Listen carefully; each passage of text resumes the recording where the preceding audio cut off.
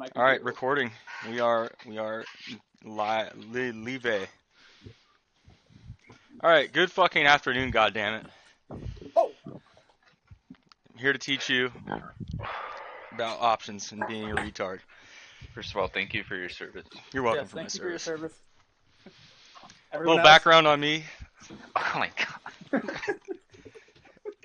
Han Cholo, professional autist. He, him, his. Your wife's boyfriend. Made 150 on OTM weeklies one time. Masturbates to deepfaked AOC and J-Pound nudes. Exclusively bathes in recycled bathwater from OnlyFans.com. Has a jihad on gay bears. Is sometimes forced to cosplay as a gay bear.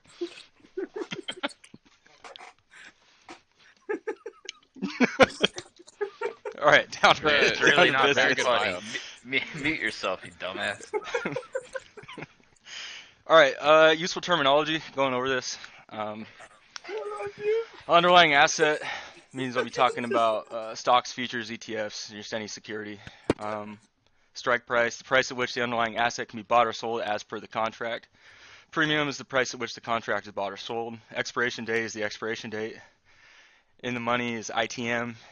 Around the money is ATM, and OTM is out of the money. Money bags is bullish, and then we all know what bearish is. What are stock options?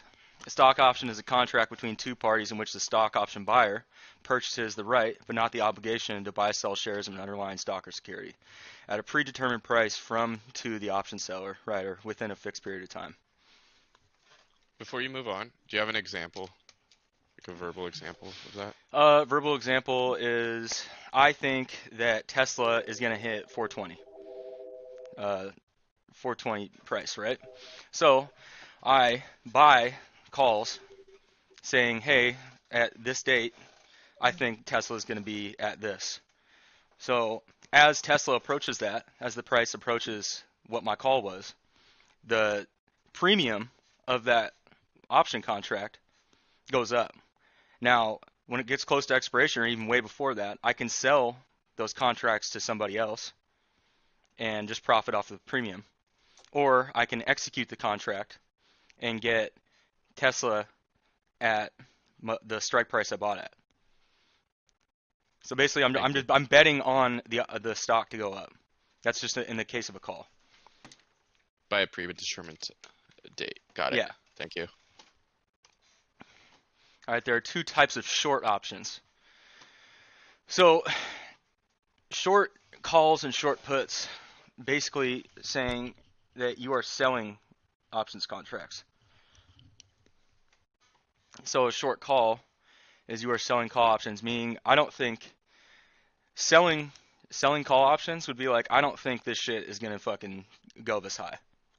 So I'm gonna profit off this premium, as well as, you know, basically this is me betting on the stock to go down as a short call. Now a short put is me betting on the stock to go up.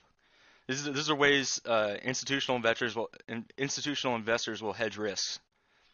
Can I interject? Yeah. So, I also want to point out, I'd say in most cases, this is what you would do. Like if you don't think a stock's going up, oftentimes people do it as insurance just in case, because you'll have people that will sell calls if they're bearish on the stock, even though like it could be going up, etc. So I'm just saying, I'm not trying to like take over your shit, No, it's good. but So for this, like you're like that's what it is 90% of the time. But then you have like with hedge funds, they'll take different kinds of gambles than like you or I would.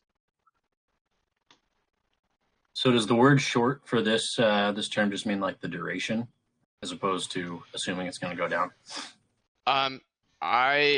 Johnny might know, but I think it's how like you take in the funds essentially, because Yeah. when you're selling those contracts, so generally when you're selling a contract, if it's covered, fuck, I'm probably like going over Johnny's thing. I actually go over that on the next slide. Okay, then I'm just gonna shut up.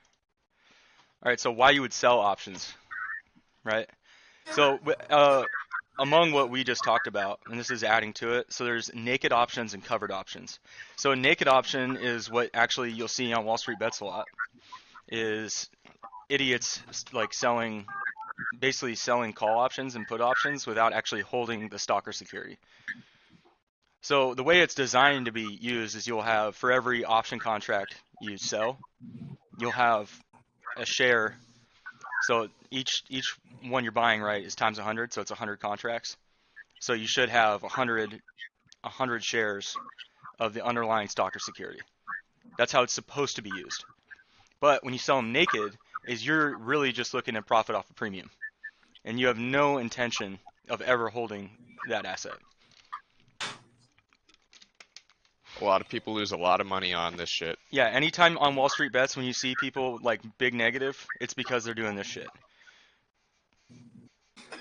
So how do you put yourself in a covered option as opposed to a naked? So putting yourself in a covered option would be you're Okay. holding that stock. So if you sell you sell one call, right, or one put, for every put or call you sell, you should have 100 shares of that stock.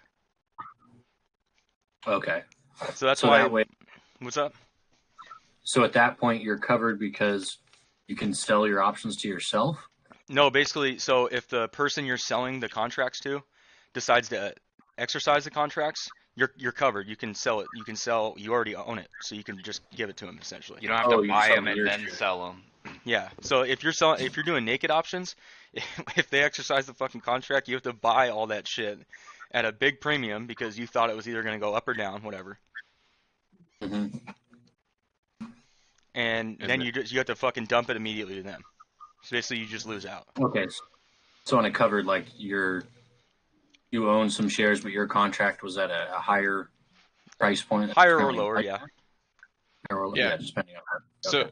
so for example, I said in the chat like the other day that I sold two call contracts on Corsair, and that's because I have 200 shares of Corsair. So in case it gets called, I can just sell those to the person at the strike price. Gotcha. Okay. Any more questions on why you would sell options? So have you guys? How often? Like, what's your ratio of naked versus covered options that you guys play with? I've never sold naked options because I just don't think it's a good idea. I think it's very risky. Sure. I did once, and it made me sweat for an entire week because I sold a weekly put on SPY, and it was the scariest of my life.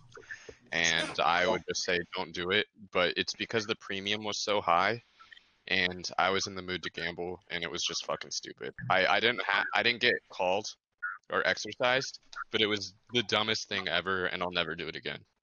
It's very fucking stressful. So even then, with the options, someone actually has to execute your contract if you're going to get if you're really actually going to get boned. Yes, Yeah, pretty much. but it has to I be also- it has to be either at the money or in the money for them to exercise it. Well, there are times though, and I don't know it exactly like how it works, but someone can exercise the call even if it's not like in the money. But I don't know why you would do that. I feel like you just lose out. Who can exercise these contracts? The only holders. The person who purchased it. So you could go and buy someone else's option if it was really shitty for them. Yeah. So, and I'll go over this later. There's a what you call it?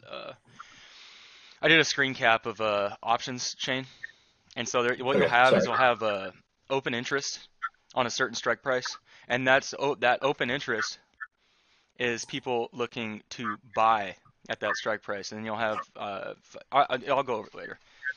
Okay. So that question will be answered, just to put your mind at ease. All right, so the types of long options. So this is strictly buying contracts. So a long call is your buying call options, and a long put is your buying put options. So short means selling and long means buying? Yeah. Okay. So now this is, if you for any of you guys who go on Wall Street Bets a lot of the guys making a lot of money are buying either long calls or long puts. And a lot of them do weeklies, or they do what we were talking about in the chat is what we have on AT&T right now are leaps. So we Can bought. you define a weekly and a leap? So a weekly is something that is expiring at the end of the week, and I would even go as far as to say the next week is pretty much a weekly as well, Agreed. because those are very volatile contracts. The prices go up and down, and a lot of the times you end up fucking just out of the money. Because the closer it gets to expiry, the less profitable the premium is going to be for you, unless it's like far in the money. Now a leap is like, say I think AT&T is going to be at what was our option at $30? Was that the strike? 30 and 35. Yeah. Yeah. So I think AT&T is going to be at $30 a share in 2023. I think it's 2022 is what we went out to. So basically you're betting, that's a very long period of time. So the volatility on that contract is not going to be very high because it's just so much time.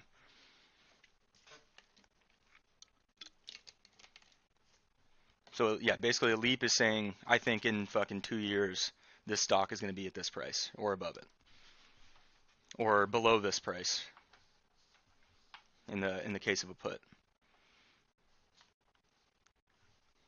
Any questions before I go to the next slide? Excellent example. All right. So why would you buy options? Now, preface this with you don't have to own the security to purchase options. You purchase for the tendies. That's why you do it. So if you're bearish, you purchase puts. And it's basically saying I think the stock's going to go down, and I want to profit off the premium. So in our case, a lot of the times, if you're going to be buying options, be them weeklies or leaps, you're not gonna exercise. You're gonna sell these when they become, profitable for you, because you don't want to buy all this stock. You're not here. You're here to gamble if you're doing options. At least that's how I view it. Love to hear that. And if you're bullish, you purchase calls. So it's pretty just straightforward. You're purchasing puts if you think the stock's going to go down and you want to profit off that without actually buying the stock. And you purchase calls when pretty much the opposite scenario. You think it's going up, but you still don't want to buy the stock. It's a lot cheaper to do than actually buying 100 shares of whatever, stock or ETF you're talking about.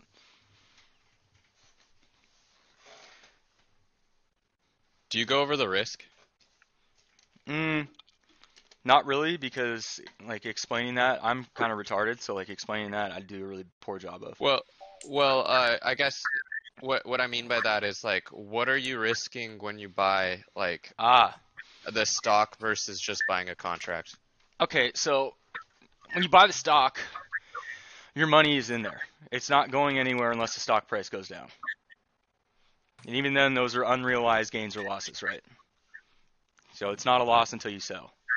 Now, when you're buying options, it can expire, and your maximum risk is how much you paid for premium.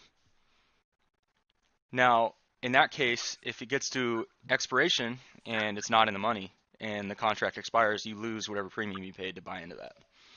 In the case of selling options, it's a different fucking story, because however many you could be asked out if somebody exercises that contract, and you're on the hook for, it could be not really infinite losses, but it's approaching that if you go fucking crazy and sell a bunch of contracts.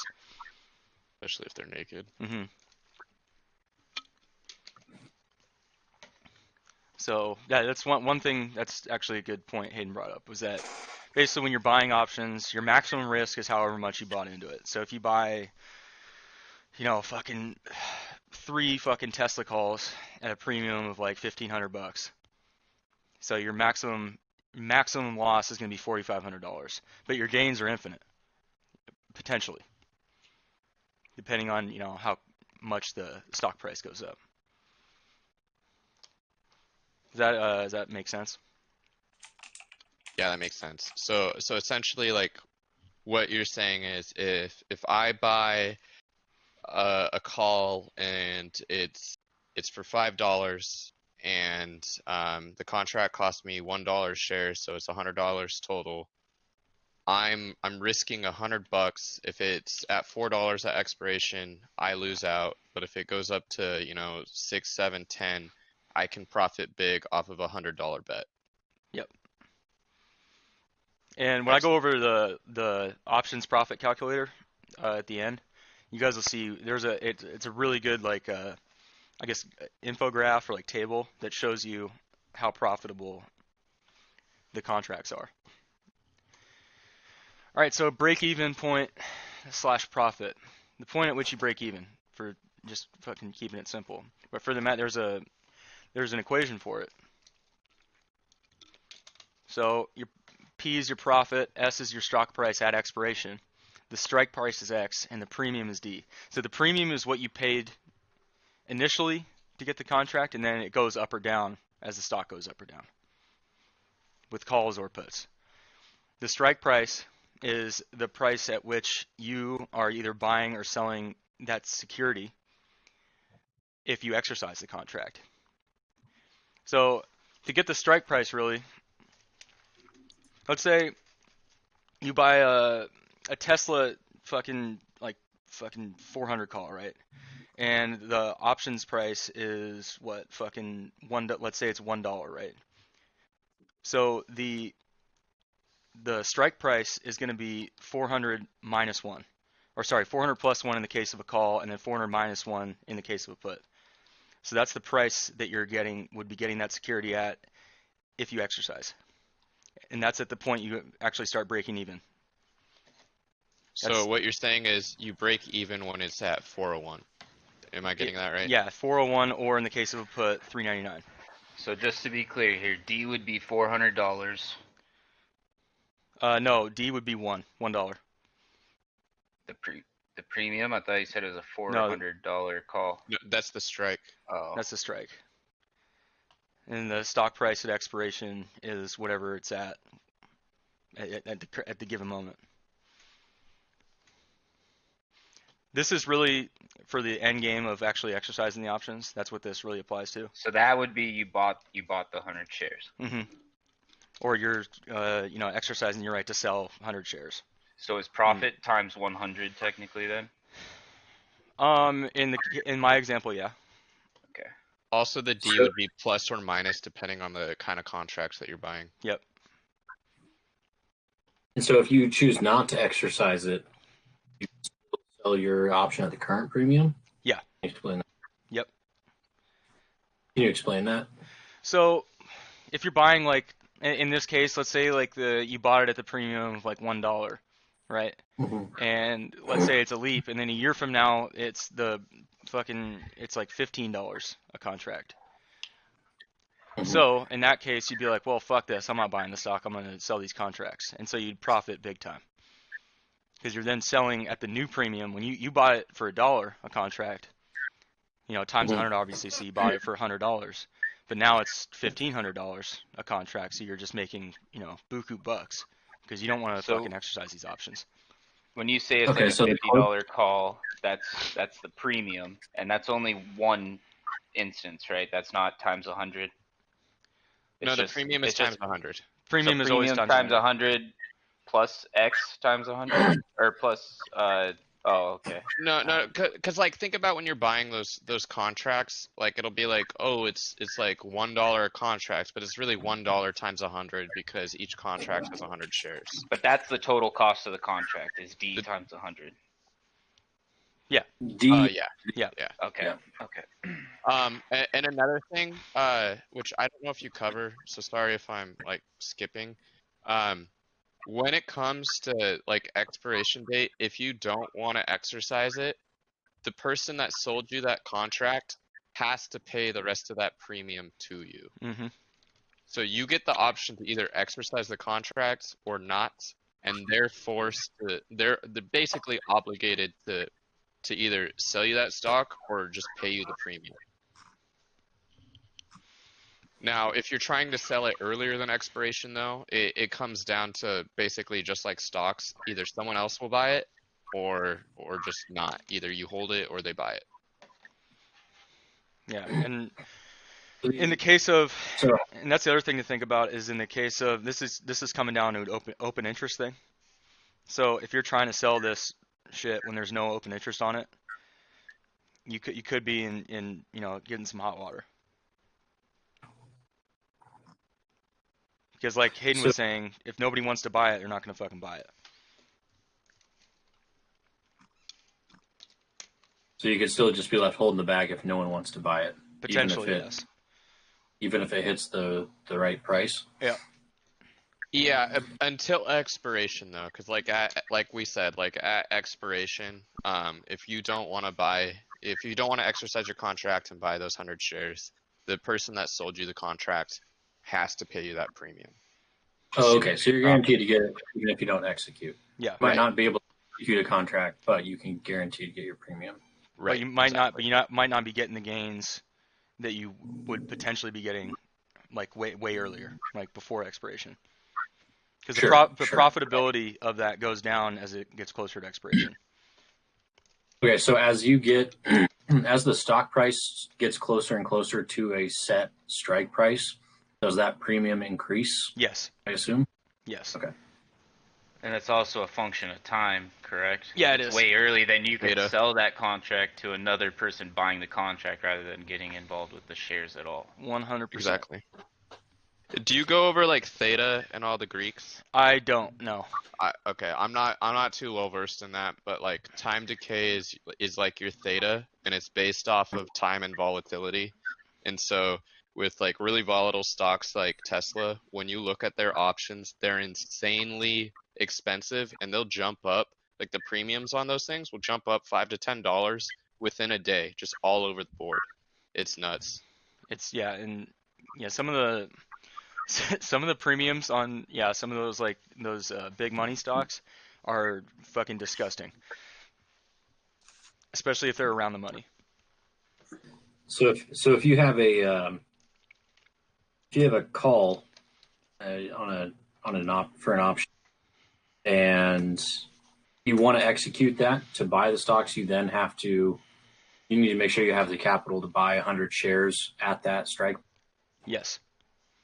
and then you profit because you now have stock at a higher value for a lower price. Yep. 100%. 100%. All right. Next slide. All right. Option chains. So the contract name, it looks stupid. It probably means something, but whatever. I think it looks stupid. Last trade date is going to be the last time these contracts were sold. And we see back here the strike price. So betting it's going to be, above or below this number. And the last price is the last price it was sold at. And there's no open interest on these. So the bid is 0 because nobody's buying this shit. And then the ask, you have one person here actually trying to sell. Are these puts? I believe, these are puts. Okay, that makes sense then. Mm-hmm. Oh, so this would be like you think their value is going to fall out completely. Yeah. And you could see these are really cheap because betting on Tesla to go to $80 is kind of retarded. Yeah. And then the change is the variance in the last 2 trades of the options at the noted strike price. So that's how much it's jumping up. The premium is jumping up and down in between trades. Any questions on that? Makes sense to me. All right. Let's channel some of our really good autism here. I'm in. All right. Wait, oh shit, this is Joe Rogan? Oh yeah, did you want to see that, John? Yeah, sorry, I'm listening. I have it on my desk. All right, what option are we buying, Johnny? All right, Tesla 420 calls.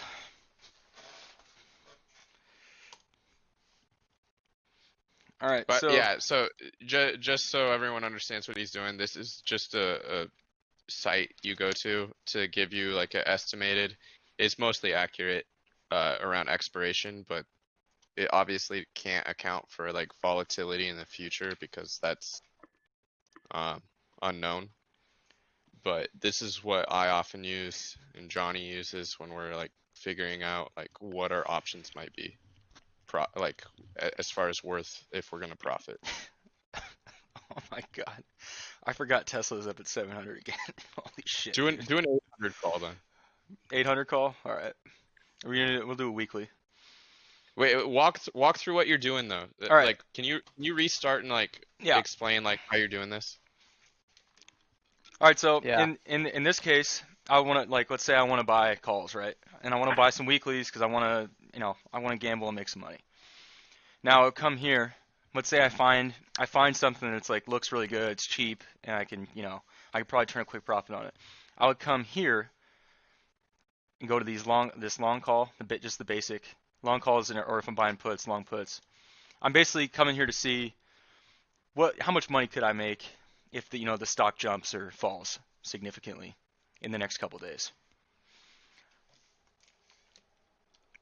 So in this case, Tesla's been going ham, and I want to buy some Tesla calls. So you're typing in the ticker. You put in the ticker, and you get the price, and it'll pull up the last trading price. And then I'm buying, right? So I'm just going to leave that as is. And then you can go to select option, and it'll pull up all the options chains for a certain expiry. All right, so this is old. So we're going to go for the 8th of January.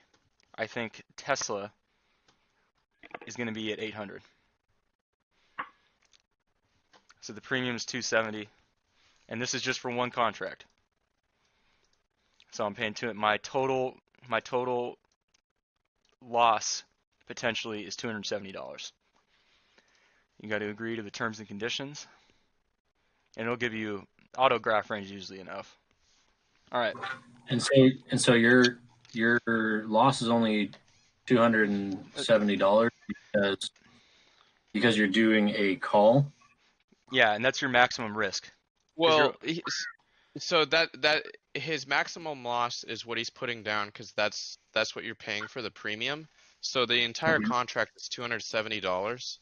So if it never like gets profitable or it loses out and stuff, the most you can lose is 270 because it's not going to get exercised if it's not in the money. You're not selling a contract. You're strictly just buying the rights to pay for 100 shares at $800. Yep. Okay, but that changes if you're buying puts, right? Like the risk is. It's It's inverse. So puts would just be inverse. The infinite risk is when you're actually selling the contracts. Yeah.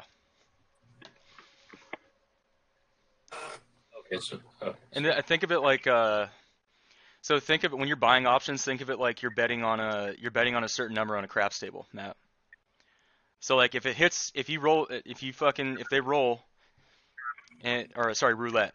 If they roll and it hits that number, you profit, pretty well, right? Instantly. However, if it doesn't hit that fucking number, what you put on that number is gone. Okay, so. So if you basically put $20 and you hit the number, it's 1 to 36 payout. But if you don't, you lose the 20, right? Yep. And that's just when you're buying contracts, whether they're a put or a call. Okay, so we're buying contract. We're not trying to sell. Okay. Yep. Carry on. All right. So as you can see here. So one question. So you put Tesla's 800 or whatever, whatever it is right now, 700. You put price per option 270. Is that what it says? Yep. That's the premium. Okay. So the max is 270. You would lose. Yep. $270. So it's 2.70 times 100 is your maximum risk. I was thinking you had to pay like 100 of the 700. So you're pretty much paying, I don't know what that is, $70,000. No. That's Okay. what I always thought it was. So you can see, you got your green and red. Green good, red bad, unless it's the Chinese stock market. True. Gross.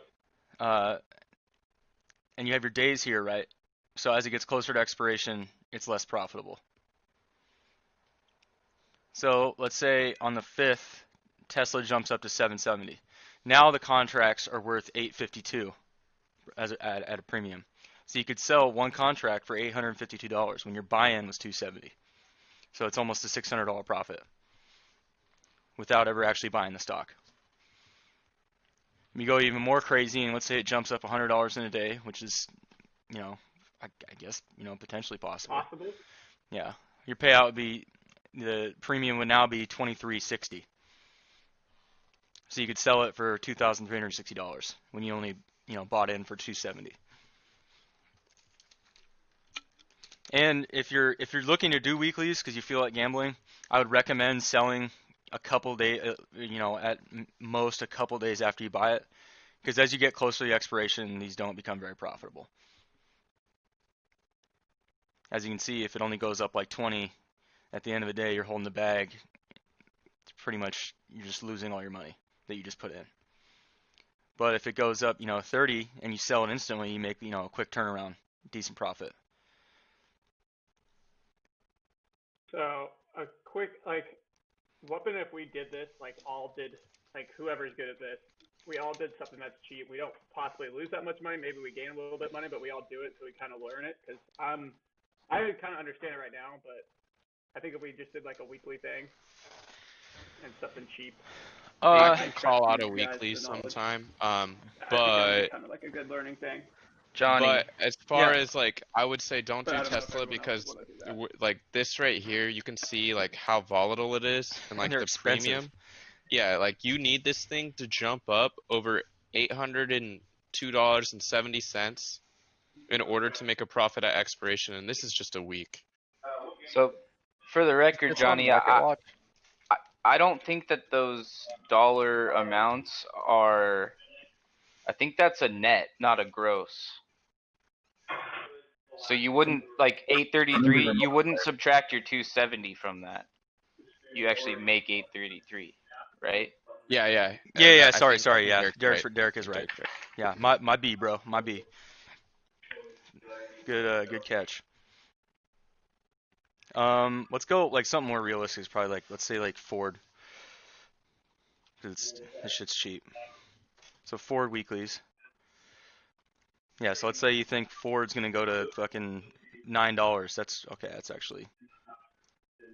pretty. Hey, that's pretty good. An $8 gamble. An $8 gamble. So if Ford, it's currently at $8.79. If it jumps up, yeah, look at this. He makes $16 easy. Let's fucking go, boys. That's what I'm talking about. That's what I'm in. So now in this case, you would buy a lot. So let's say you buy 10 because you're feeling frisky. You make, if you sell it on day 2, and it jumps up to 925, you make $220. True. Also, I think most brokers make you actually apply to do options purchasing and selling. 150? Just keep that in mind. So Yeah. if you're trying to do this on Monday, most brokerages aren't going to let you. You're going to have to submit an online application where you just say you understand the risks, and then they'll approve you. Or you can be a retard like me and just download Robinhood and put some play money in your Robinhood account. Because a monkey could get approved for options trading on Robinhood. Hey, I finally got approved. Prime example. And I'm also a prime example too. So yeah, I would totally be down to do one of these $100 things and willing to possibly lose it just to kind of learn it with everyone. If that's something people want to do. And yeah, we'll call one out sometime in the next few weeks. And I would err on for any of you Wall Street Bets viewers, I would err on the side of caution when you're reading any DD posted to that fucking board. Because shady shit happens there all the time. Yeah, most of those guys are fucking stupid. Yeah. Or they're intentionally trying to fuck people over because they're selling fucking options and they're trying to get people to buy them. Yeah, buy more Corsair calls. Yeah, like shit like that. Like yeah, so just I would say anything you read on that fucking Hey, John, mute subreddit. yourself while you're fucking lifting, please. I didn't know you could do that. Yeah, I just don't fucking trust Wall Street Bets. Wall Street Bets is more for comedy than anything. So, question.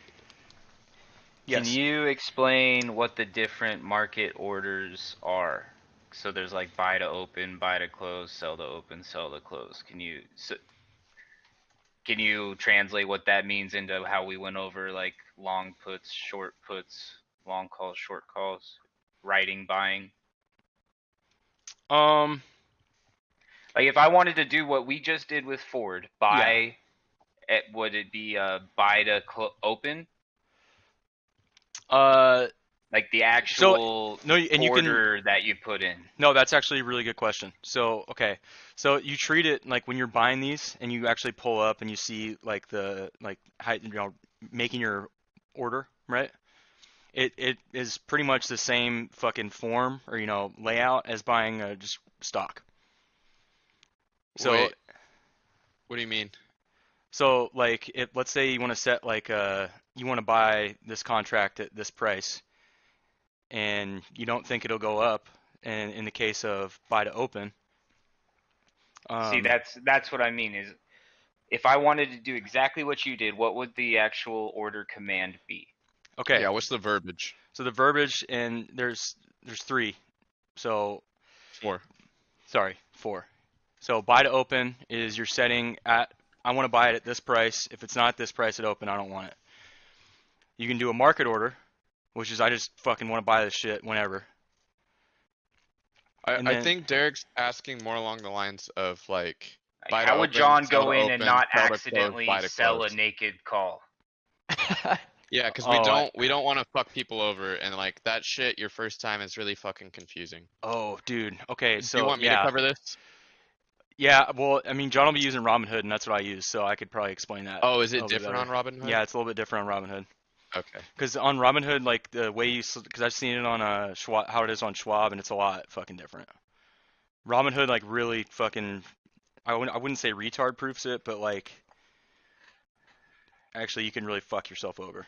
All right, so sorry, I'm pulling up my Robinhood right now. I'm just gonna go over it. I wish I could fucking screen share this. While you go over that, just for like other brokerages, I can cover like the other portion of it.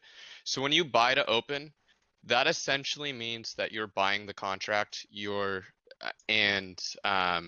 that like we went over the risk. So like in the example on Johnny's screen right now, when you're buying to open, you're opening 10 contracts with a total cost of $80. That's a buy to open. Whenever you want to profit off that or bail because you have losses, you would sell to close. Now, when it comes to writing contracts and then putting those out, you would sell to open a contract. And then if you want to bail out on your contract, you would buy to close. And then, yeah, as far as Robinhood shit goes, I can't speak to that. All right, so can everybody see this tab I have open? In this case, this is the Amazon call. It's on the right side of the screen. Yep. All right. So in Robinhood, they try to idiot proof it, but you can still kind of fuck up. So you want to make sure if none of us should be selling on Robinhood at least. You want to make sure buy is always highlighted. So there have been cases. I think about like a year ago, I was reading a thread on Wall Street Bets, and somebody accidentally sold a bunch of options, and they were like big time fucked. So like this is something you need to like look out for if you're going to be using Robinhood, is make sure that buy is always highlighted. So for the record, on Schwab, buy to open, sell to close are buying functions. Buy to close, sell to open are writing functions. Yep. Okay.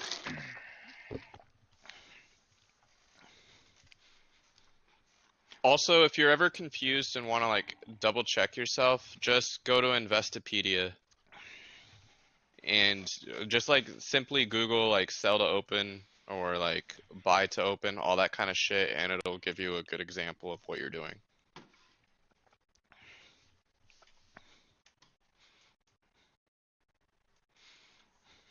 And on the case of Robinhood, so does it let you hitting on Schwab? Does it let you? Well, actually, do you use Schwab Yeah, you Schwab for trading for options? trading.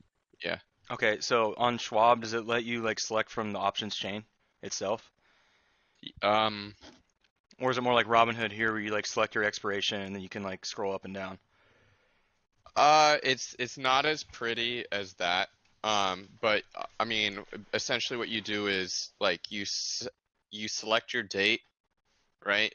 Kind of Mhm. like what we see here, and then you can select which option you want, and then you have the options to you know, either buy to open or sell to open. Okay.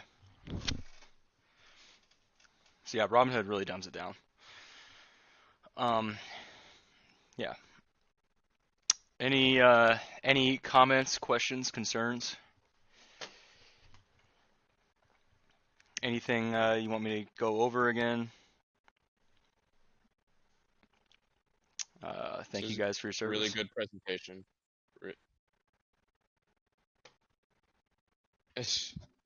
This was an excellent presentation, Johnny. Well done. Thank you.